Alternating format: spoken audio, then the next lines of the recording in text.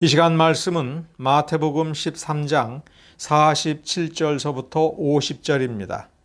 마태복음 13장 47절서부터 50절을 제가 개역 한글 성경으로 읽어드리겠습니다. 또 천국은 마치 바다에 치고 각종 물고기를 모으는 그물과 같으니 그물에 가득함에 물가로 끌어내고 앉아서 좋은 것은 그릇에 담고 못된 것은 내어 버리느니라. 세상 끝에도 이러하리라. 천사들이 와서 의인 중에서 악인을 갈라내어 풀무불에 던져 넣으리니 거기서 울며 이를 갈미 있으리라. 아멘. 마태복음 13장 47절서부터 50절의 비유는 천국은 마치 바다에 치고 각종 물고기를 모으는 그물과 같다. 이렇게 천국에 대해서 설명하고 있습니다. 오늘 본문에 보면 먼저 물고기가 나옵니다. 우리가 좀 더 성경 전체적으로 우리가 살펴볼 때 조심해야 될 것이 있습니다. 성경은 예수님과 우리 사이의 관계를 양과 목자의 관계로 설명하고 있습니다. 예수님께서 사도들에게 자신을 선한 목자로 모델링해서 너희들도 이처럼 하라라고 했습니다. 거기서 핵심은 사도나 혹은 교회의 지도자들이 정말 은혜를 알고 무언가 능력이 있고 무엇보다도 하나님의 선택을 받아서 뽑힘을 받아서 그 위에 세워졌음으로 해서 저들은 양이고 너희들은 그 양을 치는 목자다. 이러한 차별적인 의식을 가지고 우월감을 가지고 사람들을 바라보지 않도록 조심을 해야 됩니다. 목자가 무엇이냐라고 설명하는 부분에서 이 목자의 본분이 무엇이고 왜 세워졌는가를 그 맥락에서 제시하는 그 내용을 보면 아주 분명합니다. 너희 눈에 신자들이, 저 사람들이, 그리고 너희가 어떤 권능을 베풀어서 저들 스스로는 해결하지 못한 것을 해결해 준다라고 해서 너희들이 그 위에서 저들을 감시하고 통제하고 너희들을 위하여 마음대로 처분할 수 있는 존재가 아니다. 오히려 반대다.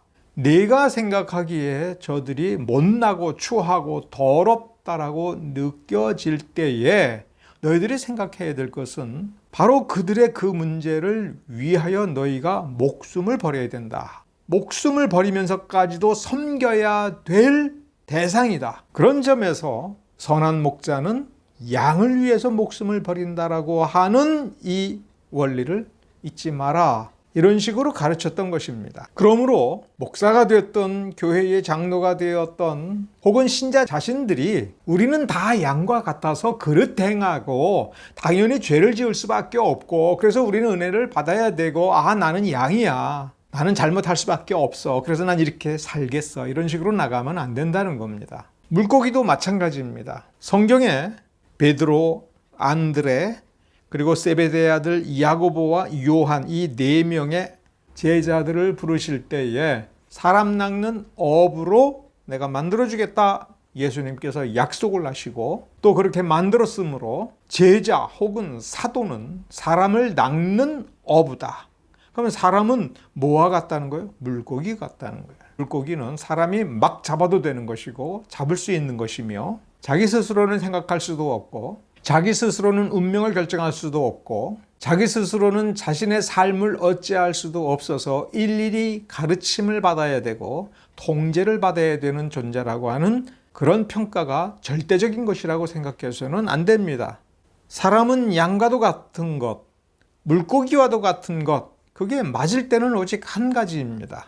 사람은 죄인이고 그 죄인은 스스로 자기를 구원할 수 없기에 하나님께서 그 죄인을 불쌍히 여기신다라고 하는 하나님적 관점에서 볼 때만 맞는 것입니다. 하나님께서는 저 양을 잡아먹고 물고기를 잡아먹으려고 하는 것이 아니라 저들을 거룩한 성도로 만들기 위하여 저 죄인들을 의인으로 만들기 위하여 복음을 전하고 구원을 전할 때의 도구로 이 사람들을 쓴다.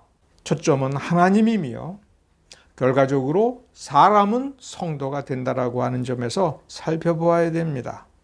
그 다음에 마태복음 4장 18절에 베드로와 안드레가 바다에 그물을 던진다라는 표현이 나옵니다. 그러니까 4장 18절에 있는 그물은 던지는 그물입니다. 마태복음 13장 47절 본문에 있는 표현을 보면 바다에 치고 각종 물고기를 모으는 그물.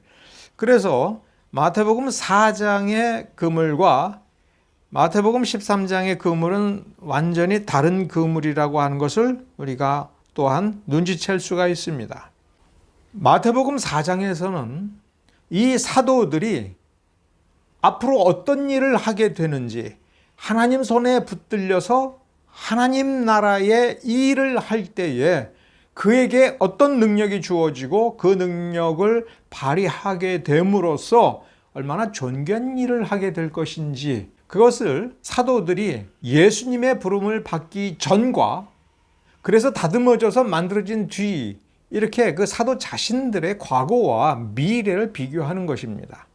그러나 여기 마태복음 13장에서는 하나님이 어떤 일을 하실 것인지, 이 땅의 죄인들을 어떻게 하늘 나라에 데려가시는 과정에서 하나님께서 어떤 식으로 하실 것인지, 우리는 어떻게 할 것인지에 대하여 보여주는 매우 놀라운 장면인 겁니다. 그러므로 양이나 물고기 혹은 사도의 직분과 평신도의 직분, 목사의 직분, 이런 것을 여기서 유추해서는 안 됩니다. 그물이 여기에서는 사실 헬라어 원문에는 사게네라는 단어가 나옵니다. 마태복음 13장에 있는 그물은 사게네라고 하는 겁니다. 마태복음 4장에 있는 그물은 딕티온이라고 하는 그물로서 우리말로 하면 투망입니다. 그러니까 투망은 어부가 물을 잘 살펴보고 거기에 고기가 있다라고 생각을 하면 거기다 그물을 던져서 그 그물이 공중에서 쫙 펴져가지고 물 위에 일시에 착 떨어지도록 하는 기술을 사용하는 겁니다. 가급적이면 이 수심이 좀 얕아야 됩니다. 둥그런 그물의 가장자리를 쭉 따라서 추가 달려 있어서 물에 순식간에 물로 싹 가라앉으면서 그 사이에 있는 고기들을 잡는 겁니다. 그래서 투망을 잘하는 사람을 보면 물을 잘 살펴보고, 그러면 자기가 원하고 잡고 싶은 고기가 있는지, 그리고 얼마나 있는지, 그래서 요거 잡으려고 내가 투망을 해야 되나?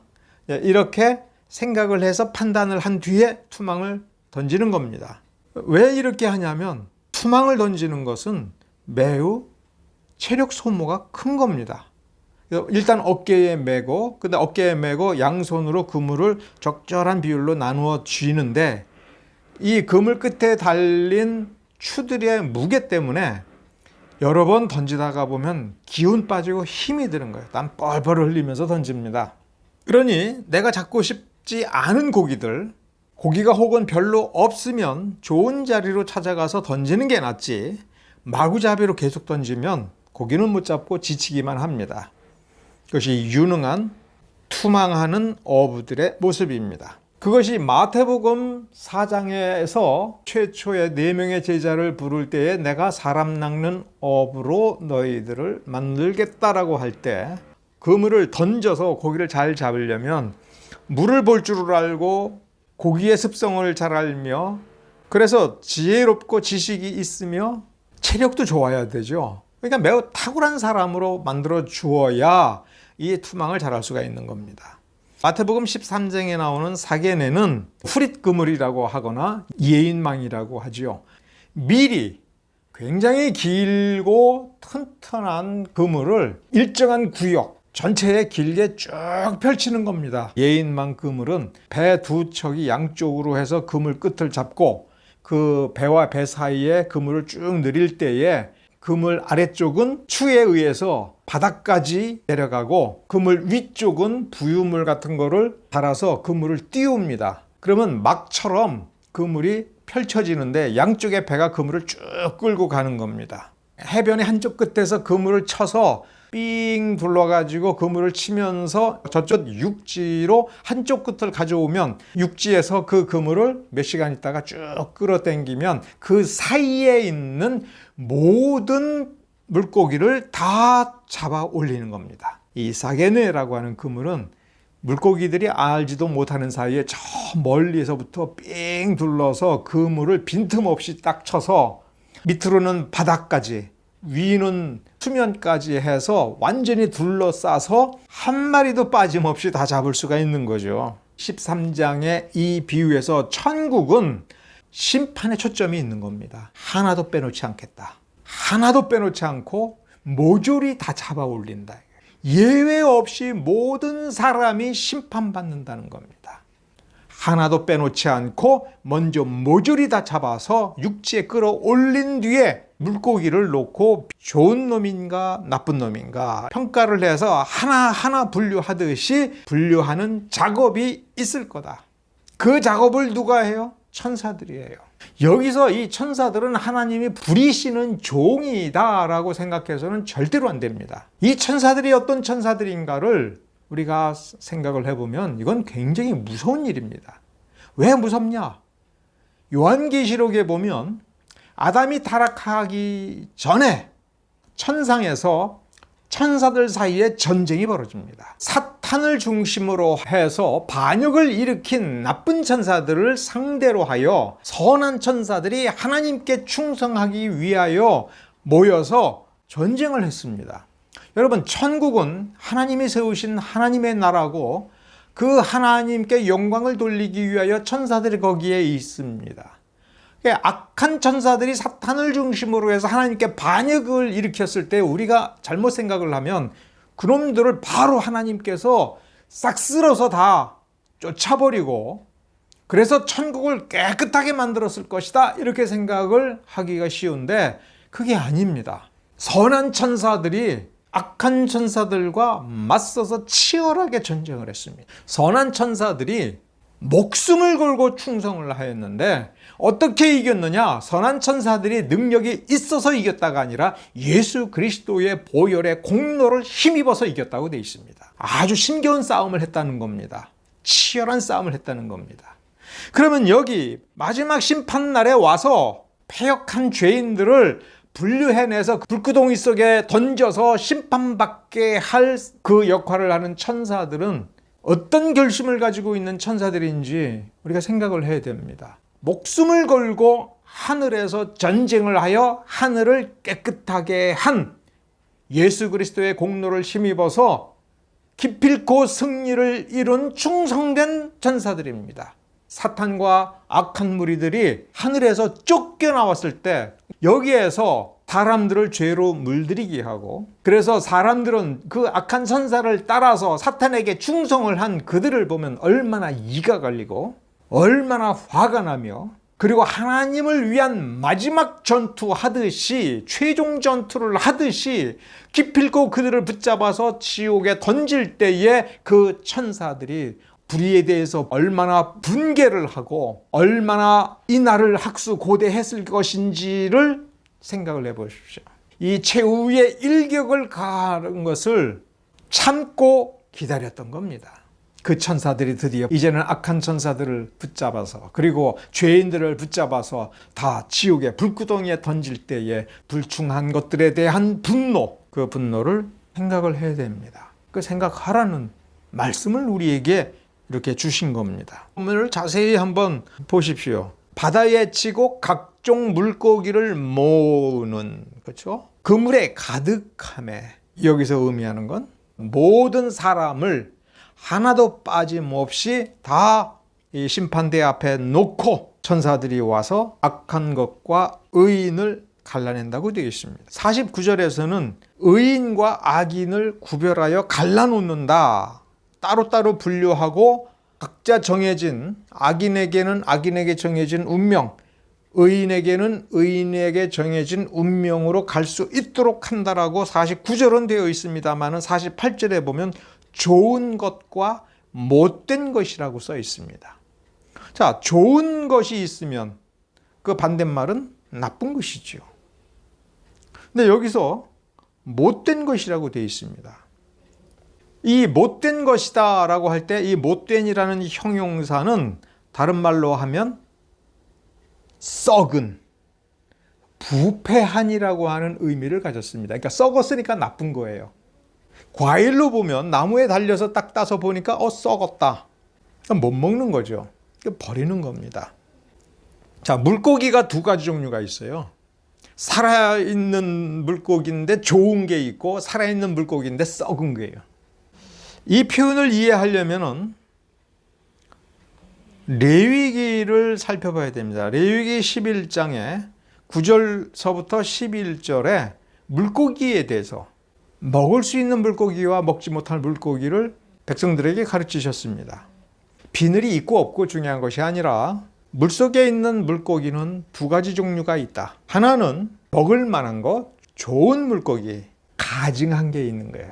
성경대로 살려면은 성경적 관점으로 성경적 분류법으로 봐야 돼요. 우리가 훈련이 안 돼 있으니까 물고기를 놓고 우리는 어떻게 봐요? 맛있는 거, 맛없는 거. 그 물고기를 딱 보면 저거는 이렇게 해서 이렇게 찌개를 끓이면 맛있는 거, 뭐 넣으면 비린내도 가시고 맛있는 거, 회쳐 먹으면 맛있는 거, 이게 맛있는 건 맛없는 거 이렇게 구별을 하지 않습니까? 우리가 모든 것을 이렇게 보면 안 돼요. 합당한 거, 가증한 거. 그렇게 보는 습성을 먹는 것부터 해서 자기를 돌보는 거예요. 그러니까 레위기 11장 9절서부터 11절에 보면 그 물고기가 더러운 물에 사느냐, 오염된 물에 사느냐, 깨끗한 물에 사는 깨끗한 놈이냐, 그래서 먹으면 냄새가 안 나는 놈이냐, 잘 요리하면 굉장히 맛있는 것이냐, 몸에 좋은 거냐, 이것이 아니라 저 고기를 잡아서 먹어도 저것은 합당한 것이기 때문에 나는 여전히 하나님 앞에 합당한 존재로 살 수 있느냐, 하나님께 가증한 것이기 때문에 저 가증한 것을 먹으면 내가 먹고 소화를 했다가 아니라 저 가증한 것을 먹은 내가 가증한 사람이 되는데, 그러면 이건 하면 안 되지, 내가 가증하면 안 되지 라고 해서 자기를 돌보는 이런 사고방식, 원리를 가져야 된다는 겁니다. 레위기 11장 10절 11절에서 매우 우리가 주목하고 조심해야 될 표현이 뭐냐면 너희에게 가증한 것이라 라는 표현이에요. 그러니까 하나님 보시기에 가증한 거니까 저거를 먹으면 나도 가증해지니까 나도 저거를 가증하게 여겨서 가증하게 여긴다는 건 미워한다는 거예요. 하나님께서 아무 의미 없이 중동의 문화, 그 열대 기후 때문에 이렇게 얘기했을까? 이것이 온 인류를 향하여 유대인들을 모델로 삼아서 기본적인 표준적인 어떤 원리를 우리에게 제시해 주는 거라면, 여기도 물고기가 비늘이 있느냐 없느냐가 아니라 우리 주변에서 우리가 먹고 마시고 할 때에 하나님 앞에 합당한 자로서 계속 성장할 수 있는가, 그 신분과 그 본성을 유지할 수 있는가, 아니면 가증스럽게 우리가 우리 자신을 타락시키는 어떤 것을 우리가 섭취하는 것은 아닌가, 이런 거를 구별을 하려고 하는 안목이 있어야 된다 하는 겁니다. 하나님 보시기에 더럽고 타락하니 그것을 더 이상 거들떠보지 않는 것, 그렇게 되는 것, 이게 성도다운 성도가 되는 것이고 신자다운 신자가 되는 것이며 목사다운 목사가 되는 것이지요. 거룩이라고 하는 것이 무엇인가를 한번 잘 생각을 해봐야 됩니다. 사무엘상 22장에 보면 다윗이 도망을 갔어요. 그야말로 홈리스, 집이 없는 겁니다. 도망자 신세입니다. 더 이상 형제들, 아버지도 살 수 없으니 그 온 집, 다윗의 온 집이 다윗이 도망가 있는 아둘람 굴, 그 황무지, 황야에 가서 살게 되는 거예요. 그 신세가 어떻겠습니까? 그런데 사무엘상 22장 2절에 보면 부모 형제뿐만 아니라 환난당한 모든 자, 빚진 자, 마음이 원통한 자가 모여들었고 다윗은 그 우두머리가 됐습니다. 그래서 다윗과 함께한 자가 400명가량 된 거예요. 무능력한 자들, 무기력한 자들, 요령 없는 자들, 쫓겨난 자들, 도망친 자들이 우르르 몰려와가지고 나 좀 살려주세요, 먹을 수 있게 해주세요, 거할 곳을 좀 주세요라고 빌붙어 있는 겁니다. 20세 이상의 남자가 400명 됐다, 이렇게 계산을 하면 한 2,000명 된 거죠. 근데 도저히 살 수가 없어서 모압 미스베로 가서 모압 왕에게 나 좀 살려주세요, 먹을 것을 구할 수가 없어요, 있을 곳이 없습니다, 이 많은 숫자를 내가 건사할 수 없어요. 모압 왕이 볼 때 다윗 꼬라지가 무슨 꼬라지예요? 이거 거지도 이런 상그지가 없는 거죠. 요새 하나를 내주면서 거기서 살아라 이렇게 된 거예요. 그러자 선지자 갓이 와서는 다윗에게 여기 이 요새에 있지 말라. 요새는 누가 쳐들어왔을 때 적은 수로도 지킬 수 있도록 방비가 잘 된 곳입니다. 모압 왕이 요새를 내어주었으니 당장 필요한 먹을 것도 대책도 세워줬겠죠. 여기 먹고 살만한 곳이 된 겁니다. 이로써 자기 집을 갖게 된 겁니다. 그런데 선지자 갓이 와서 이거 포기하라고 얘기했습니다. 유다 땅으로 가라. 유다 땅이니까 사울 왕이 군대를 동원하여 언제든지 다윗을 붙잡으러 다닐 수 있는 곳입니다. 사울 왕과 그 군대가 무서워서 아둘람 굴로 도망갔다가 모압 왕에 와서 제발 좀 살려주세요, 도와주세요까지 해서 이제 겨우 살게 됐는데 이거 다 포기하라고 얘기하는 겁니다. 여기서 중요한 핵심은 이거예요. 참 못났다 이거예요. 다윗 참 못난 사람입니다. 사울 왕이 무서워서 도망간 사람입니다. 사울과 그 군대를 어떻게 할 수 없는 사람입니다. 다윗 주변에 몰려든 사람은 환난당해서 그 환난을 이겨낼 수 없어서 도망간 사람들입니다. 빚을 지고 갚을 수가 없어서 도망 나온 사람들입니다. 억울한 일을 당해도 이걸 어디 가서 원통함을 풀을 수 없어서 지금 다윗에게 와서 살려달라고 하는 사람들입니다. 거룩이 무엇입니까? 믿음을 간직했다가 거룩이 아닙니다. 5절에 주목해서 보면 그 요새를 포기하라고 할 때 대책 없는 삶을 살아라고 하나님이 명령하였을 때 그 마지막 썩은 동아줄 같은 이 모압 왕의 은혜, 모압 왕이 베푼 호의, 모압 왕이 제공한 요새를 포기하고 언제든 잡혀 죽을 수 있는 그 유다 땅에 기꺼이 가는 이 순종, 이게 거룩인 겁니다.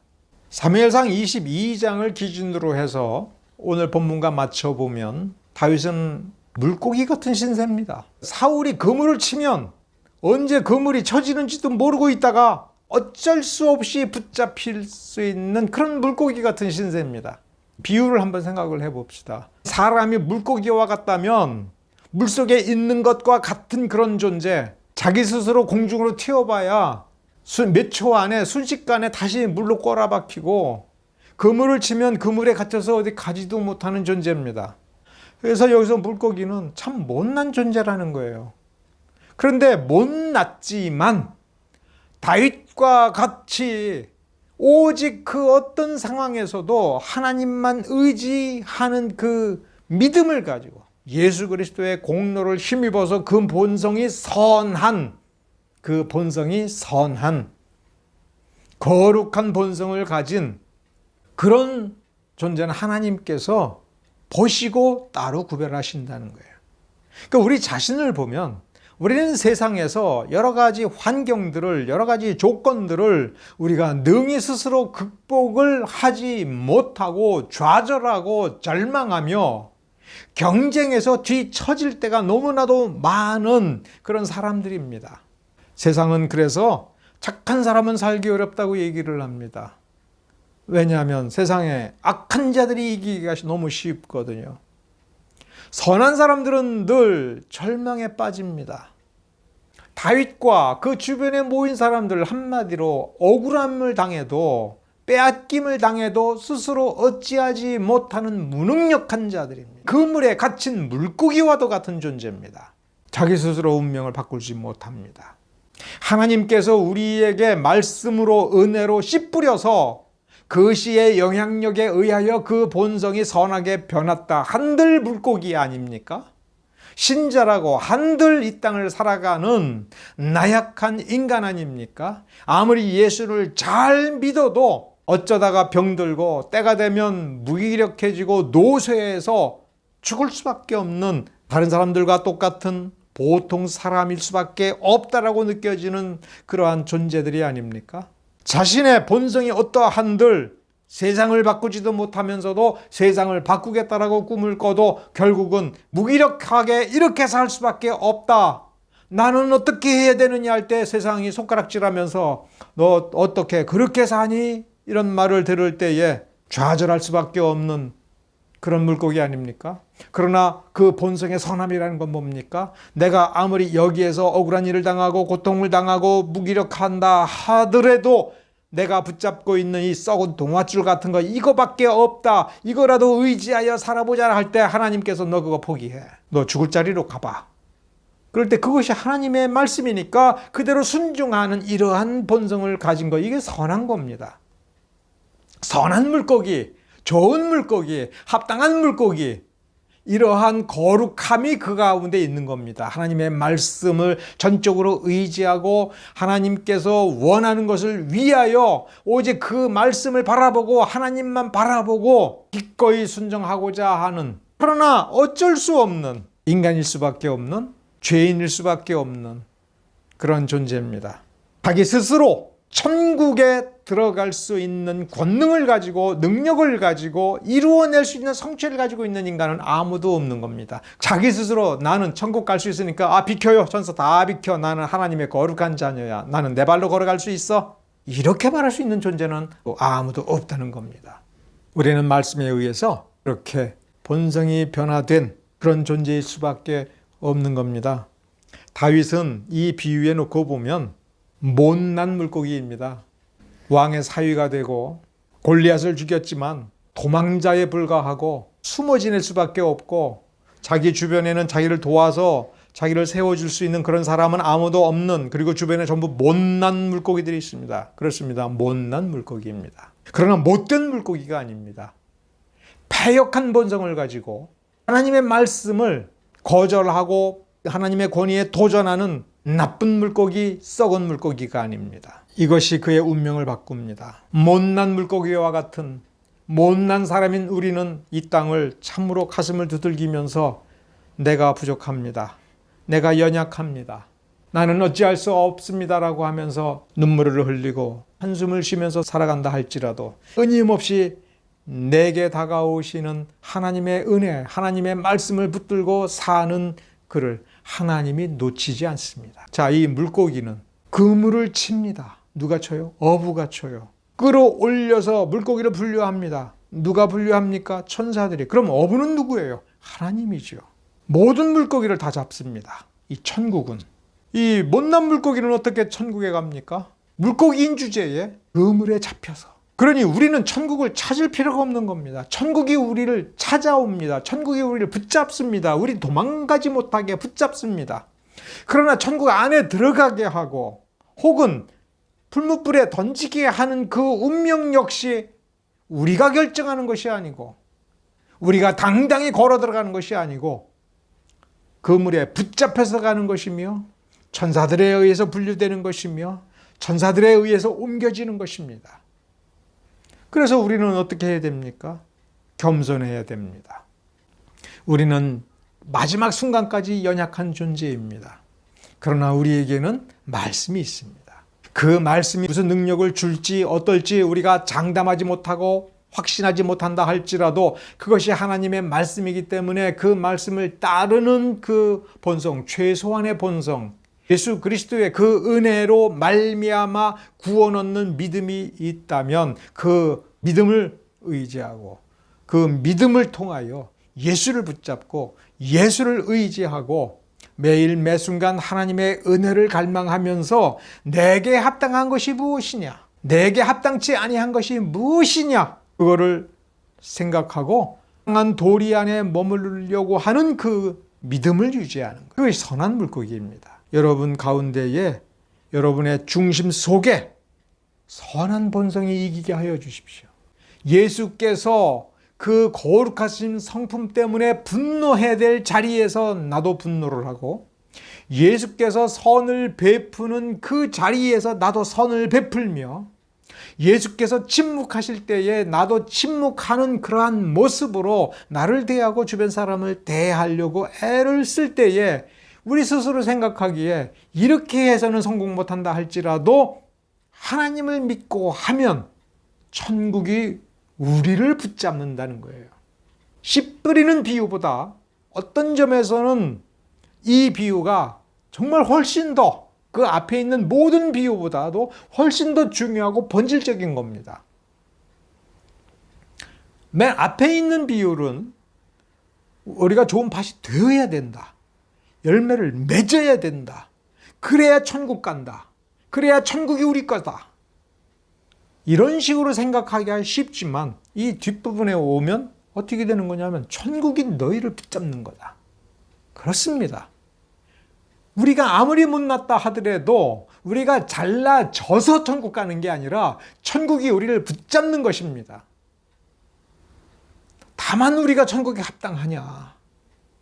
예수 그리스도의 은혜가 살아있느냐? 말씀이 살아있느냐?